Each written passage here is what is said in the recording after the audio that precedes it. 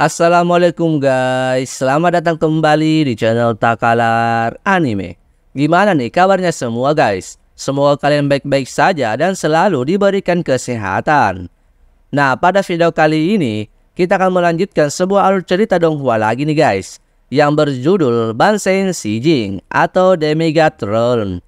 Supaya nggak lama pada konten kali ini, Mimin akan melanjutkan donghuanya dari episode 4 sampai 5 guys. Yang pastinya jangan lupa ambil secangkir kopi dulu dengan cemilannya agar nontonnya lebih asik. Let's go. Di part sebelumnya kita diperlihatkan di mana Takian dan Takisawa yang telah sampai di Universitas Songdu. Dan saat memasuki universitasnya, mereka dihadang oleh seorang wanita misterius yang menyebabkan pertarungan dengan Takian hingga Takian berhasil mengalahkannya. Lalu tiba-tiba seorang wanita bermotor datang dan menabrak wanita misterius yang hendak menyerang Takisawa. Wanita itu bernama Kingyu yang mengaku sebagai sepupu Takian. Keesokan harinya, Takian dan Takisawa melakukan pekerjaan paruh waktu di sekolahnya. Dan sebelum pulang, Takisawa melihat pengumuman tentang pesta penyambutan. Dan ia pun merencanakan pergi bersama Takian. Namun malah gagal karena harus membersihkan seluruh asrama.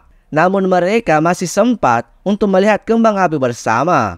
Setelah berbincang di atas atap, Takisawa hendak mengambil minuman, namun malah diculik oleh wanita misterius, lalu dikejar oleh Takian. Nah, di part selanjutnya kita diperlihatkan Takian yang berhasil menghadang wanita misterius ini. Lalu Takian mengeluarkan pedang airnya. Akan tetapi wanita itu tiba-tiba muncul di belakangnya dan menyerangnya hingga pertarungan pun terjadi.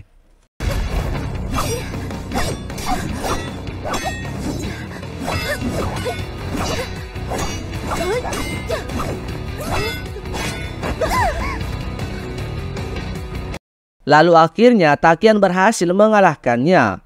Ternyata wanita misterius ini ada 2 orang guys, lalu menyerang Takian lagi.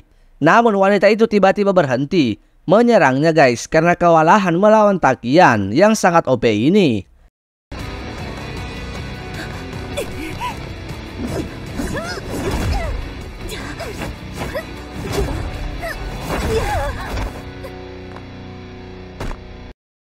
Lalu Takian berkata kepada wanita itu untuk mengembalikan Takisawa dan memberitahu siapa yang menjadi dalang di balik mereka. Namun kedua wanita itu tak berkata apa-apa dan malah menyerap energi Takisawa yang tak sadarkan diri. Di sini sebenarnya yang pria yang mana sih dan yang cewek yang mana? Kok Takisawa ini lembek banget. Melihat itu Takian marah dan ingin menyerang kedua wanita itu. Lalu salah satu wanita itu menyerang Takian duluan dan ia pun berhasil mengalahkannya. Setelah itu ia ingin menghentikan wanita yang masih saja menyerap energi Takisawa. Akan tetapi wanita itu mengeluarkan kekuatannya hingga Takian terjatuh. Lalu salah satu wanita itu juga menyerap energi Takisawa lagi. Jadi kurus dong ntar nih si Takisawanya. Ternyata energi Takisawa membuat kedua wanita misterius ini menjadi lebih kuat guys. Kemudian kedua wanita itu menyerang Takian karena energi mereka sudah pulih kembali. Dan pertarungan pun berlanjut.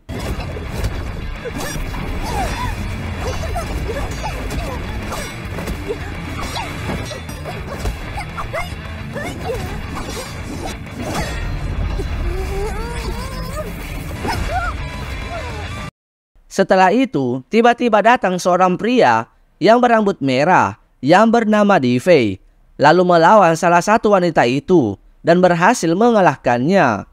Namun wanita yang satunya menyandra Takisawa dan malah meminta untuk bernegosiasi, di mana negosiasinya ia ingin menukarkan Takisawa dengan kebebasan mereka berdua. Nah, terlihat kejauhan Kingyu yang sedang memantau mereka. Kemudian Takian menyetujuinya dan Takisawa pun dilepaskan. Akan tetapi dari kejauhan tiba-tiba Kingyu menyerang wanita misterius ini dengan belatinya dan tepat jatuh di samping mereka. Lalu wanita itu merasa dibodohi dan malah ingin menyerang Takian. Namun ia dihadang dan dihajar hingga pingsan oleh Divey. Kemudian Takian berusaha menyadarkan Takisawa, namun di sini ia tak kunjung bangun. Lalu datanglah Kingyo yang menghampirinya. Sementara itu Difei memindahkan kedua wanita tadi. Tak lama kemudian Takisawa sadar. Lalu Takian bertanya apa yang dilakukannya hingga bisa bertemu dengan kedua wanita itu. Kalau Miminshi malah ingin bertanya apakah Takisawa benar-benar pingsan atau pura-pura aja guys. Takutnya ia hanya mengambil kesempatan agar bisa digendong oleh wanita ini. Lanjut, akan tetapi Takisawa tak mengingat apapun yang telah terjadi kepadanya. Lalu Takian mengatakan untuk tidak berkeliaran lagi, karena Takisawa diincar oleh iblis malam. Karena tak mengetahui itu, Takisawa pun bertanya tentang apakah iblis malam itu. Lalu Kingyo mengatakan kalau iblis malam adalah roh yang terbentuk dari aura jahat dan memasuki manusia. Saat itu terlihat Takisawa ingin memberi minuman kepada Takian. Namun saat ia ingin mengambilnya malah direbut oleh Difei. Maklumin aja guys, dia kan haus banget karena habis gendong dua wanita ini. Melihat itu, mereka berdua pun kesal kepada Difei. Dan seketika menyadari kekuatan cahaya merah yang dimiliki Difei. Dan mengira bahwa dia adalah orang yang mereka cari selama ini. Lalu Difei pun memperkenalkan dirinya. Scene berganti di siang hari. Terlihat Takian melihat Takisawa yang sedang dilatih oleh Difei. Lalu Takian memberikan semangat kepada Takisawa. Kemudian ketika haus, ia berpamitan untuk pergi membeli es krim untuk Takisawa. Lalu Takisawa melanjutkan latihannya. Dan Difei mengatakan kalau cara melatihnya memang sangat keras. Akan tetapi sangat bermanfaat untuk mengontrol dan memberikan kekuatan pada tubuh fisik penggunanya. Dan ia juga menjelaskan bahwa kekuatan berasal dari 28 cahaya ajaib. Di mana dahulu setelah peperangan terjadi, satu persatu menerima berkah cahaya keberuntungan. Di mana diantaranya keluarga Yu yang berada di sudut barat yang mewarisi kekuatan cahaya dewa air. Dan juga di keluarga Di yang berada di wilayah selatan yang mewarisi kekuatan dewa api. Setelah menjelaskan itu, Difei memperlihatkan kekuatan segel apinya.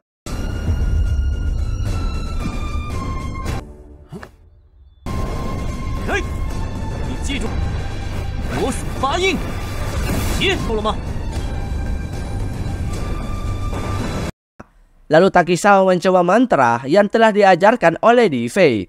Namun ia tidak berhasil menggunakan kekuatan itu. Dan itu membuat Difei bingung. Karena ia telah mengajarkan sesuai dengan kekuatan keluarganya. Alasan mengapa mantra air itu tidak bisa digunakan oleh Takisawa. Karena ia memang bukan saudara kandung Takian guys. Namun Takisawa mengatakan kalau lokasi keluarganya berada di barat bagian laut 5 elemen. Dan mungkin saja kekuatan air tidak cocok dengannya. Akan tetapi Difei merasa itu sangat aneh. Kemudian ia mengganti kekuatan air menjadi kekuatan angin. Namun di sini Takisawa masih saja terus salah dan tidak berhasil melakukannya. Yang membuat Difei hampir menyerah untuk melatihnya. Lalu tiba-tiba Takisawa berhasil menggunakan mantra anginnya. Yang membuat seketika awan di langit berkumpul. Yang membuat suasana menjadi gelap. Di tempat lain, Takian yang sedang memakan es krim tiba-tiba melihat ke arah langit dan melihat awan yang berubah menjadi gelap itu.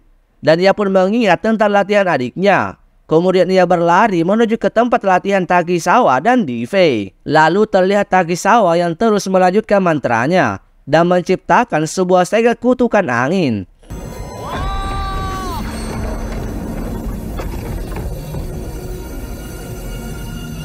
Lalu ia mengeluarkan kekuatan Rasengannya guys, alias kekuatan anginnya, yang menyebabkan kehancuran dan hampir saja mengenai Difei.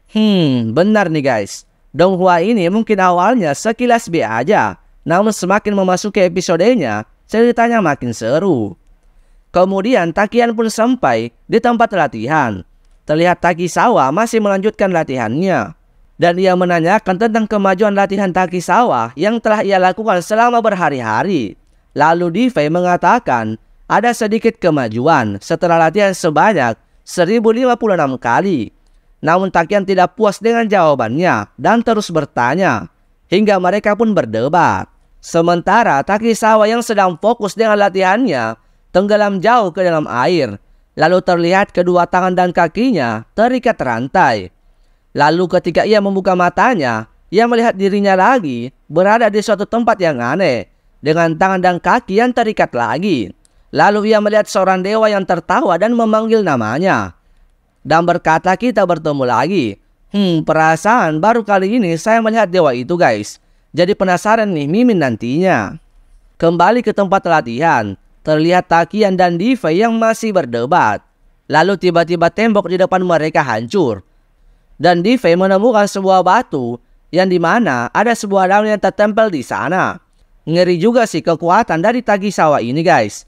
Karena dengan kekuatan anginnya saja bisa mendorong daun itu hingga menghancurkan tembok. Kemudian di belakang mereka terlihat Takisawa yang tiba-tiba terbang dengan dikelilingi energi dan muncul segel di kepalanya. Lalu Takian bertanya apakah itu kutukan angin telah berhasil. Difei pun menjawab itu terjadi karena Takisawa terlalu banyak melepaskan energinya, sehingga ia memasuki kondisi kehilangan jiwa. Setelah itu Difei menyuruh Takian untuk berjaga agar tidak ada orang yang masuk ke tempatnya itu, karena itu bisa saja menjadi masalah besar. Lalu Takian mengatakan tidak akan melepaskan Difei jika terjadi sesuatu pada Takisawa. Ia pun berlari pergi. Lalu pertarungan pun terjadi antara Difei dan Takisawa. 还真是风象星，而且法力还在离心。爷爷说的没错。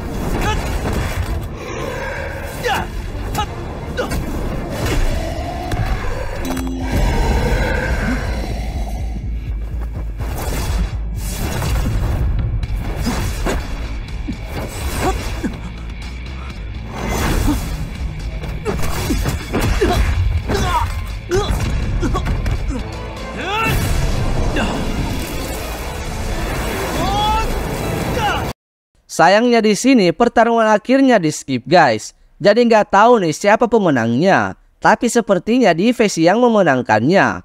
Karena sinyal langsung berganti di dalam kamar asrama. Terlihat Takisawa yang sedang memainkan sebuah game fighter bersama Takian. Namun pada saat itu Takisawa kalah dan Takian menggantikannya. Mereka pun saling bergantian. Yang pada akhirnya membuat mereka memperebutkan stick gamenya. Dan dengan sukarela Difei memberikan stick game miliknya agar mereka berhenti bertengkar. Dan di sini terlihat Difei dipenuhi dengan perbang luka. Nah, kemungkinan lukanya itu disebabkan oleh pertarungannya melawan Takisawa guys. Melihat itu, Takian tidak ingin mengambil stick milik Difei, namun ia malah memberikannya minuman cola. Tiba-tiba King Yu datang sambil menendang pintu, lalu masuk ke kamar. Nah, bisa dilihat di sini Difei terpesona dengan kecantikan King Yu guys.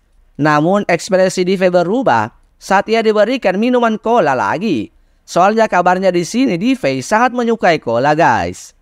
Lalu King Yu menarik tangan Takisawa dan mengajaknya pergi.